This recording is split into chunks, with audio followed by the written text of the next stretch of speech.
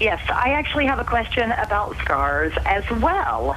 I had skin cancer. I had like 3 different types, 13 different lesions removed. I now have quite a few very unsightly scars on my face. My scars are not red or raised. They're actually, they've kind of turned to like, a light white, and they're depressed. Yeah. So I was wondering if there is a laser out there that can be used to, to kind of flatten out the skin maybe on either side of the scar so that it's, smoother all the way across. Yes, there are lasers for that, and for that I would use like a fractionated CO2 laser or a completely ablative CO2 laser. They're excellent for smoothing out scars.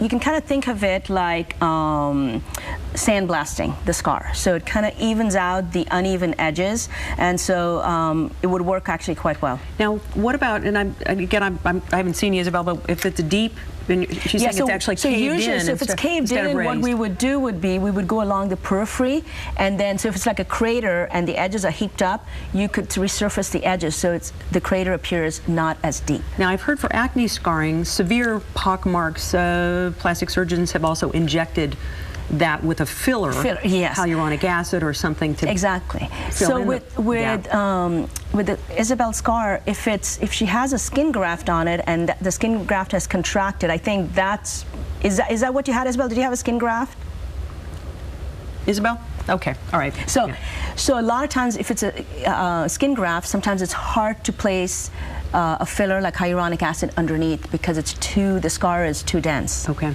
all right. Well, wow, this is very complicated. It sounds like you need to see her. Yes.